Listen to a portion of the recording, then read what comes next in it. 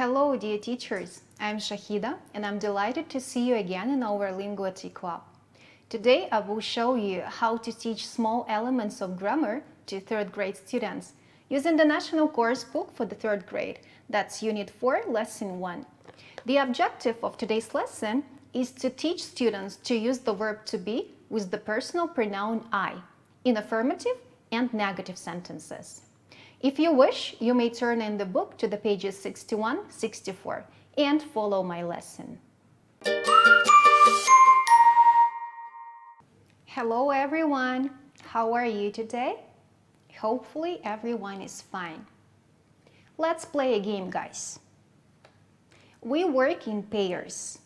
Choose a symbol that represents you, a cross or a knot. Then choose a square where you put your symbol. If you have 3 of your symbols together, horizontally, vertically, or diagonally, you say tic-tac-toe and you win. Now look at the board. Here is the box with 9 pictures from our classroom instructions lesson. When you choose a square, you say a word and then you put your symbol. Okay, now choose a symbol. I am knot and my partner is cross. My partner starts. Choose. Match. Cover the text. Unscramble. Okay, circle. Write. Trace. Read. Tic-tac-toe, I win. Oh, my partner wants to continue. Complete. Tic-tac-toe, my partner also wins. Thank you. Now open your books, guys. Page 61. Look at the pictures. There are 2 sentences next to each picture. Read them and choose the correct sentence. For example, number 1, I am a boy or I am a girl. The answer is I am a boy.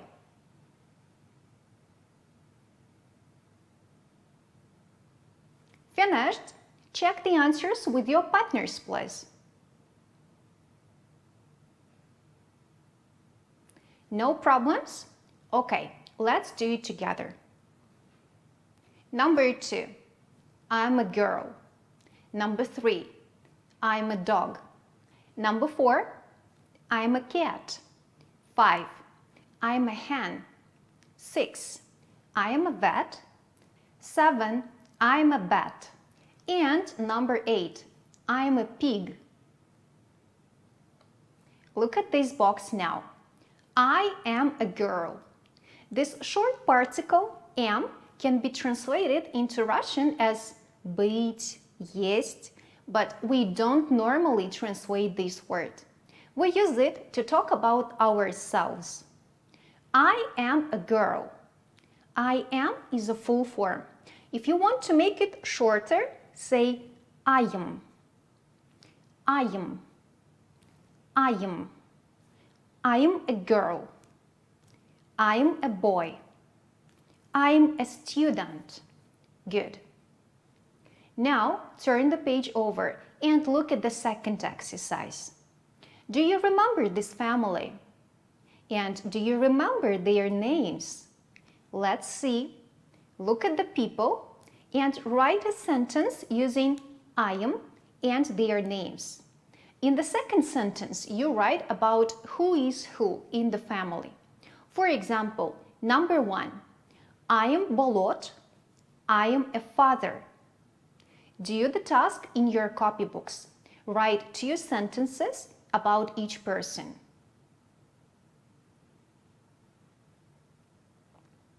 Now swap your copybooks with the partners and check the answers. If you think there is a problem, show it to your partner. Are there any mistakes? Oh yes. Okay, let's have a look at your answers. Number 2. Hi, I'm Almagul. I'm a mother. 3. Hi, I'm Zalkar. I am a grandfather. 4. Hi, I am Sultanat. I am a grandmother. 5. Hi, I am Akalai. I am a sister. And 6. Hi, I am Adilet. I am a brother. Do you have the same answers now? That's great.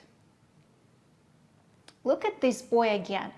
He says, I am a boy. I am not a girl. Not is a particle which makes sentences negative. For example, I am a girl. I am not a boy. Or, I am a teacher. I am not a student. Look at the exercise 3. Now you work individually. In your copybooks, you write 2 sentences about each picture. Start the sentences with I am or I'm not.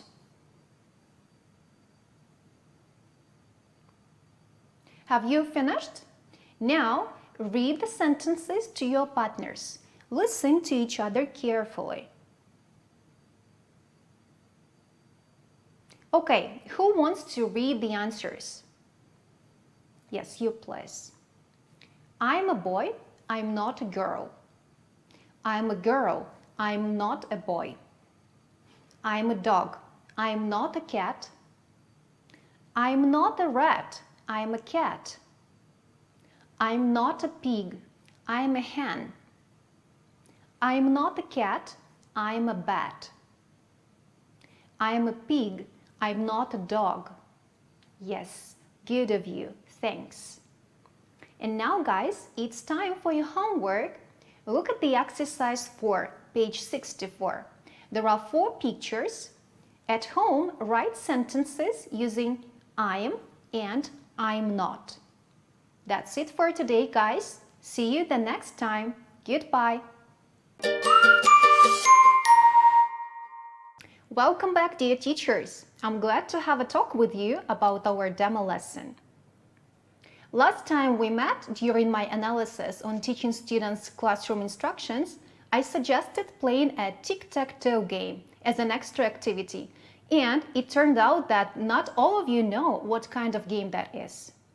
Today we play this game with my students at the very beginning of the lesson as a warm-up activity.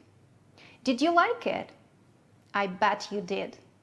Now I'm sure you remember how you played this game with your friends or classmates. Do you think you can play it with your students? I personally love it because you can practice different skills while playing it.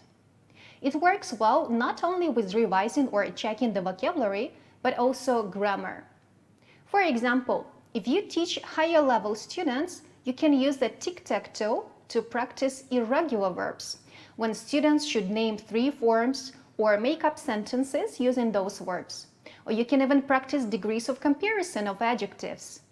Again, if a student chooses a word to cross or circle, they should name comparative and superlative forms before. And more importantly, this game helps students develop their critical thinking skills, as they have to analyze their steps before making a choice. Now you see that playing games at the lesson is not only for fun, but also very educative. As you remember, I didn't introduce the topic of the lesson to my students, and I didn't explain any grammar when they were working on the first exercise in the book.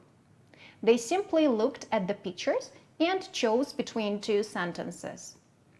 At this stage, it shouldn't be challenging for them, as they are more concentrated on the vocabulary rather than on the structure of the sentence. But this task serves as a good lead-in to the grammar explanation. Now, as students see the model sentences, they will understand this grammar a lot better.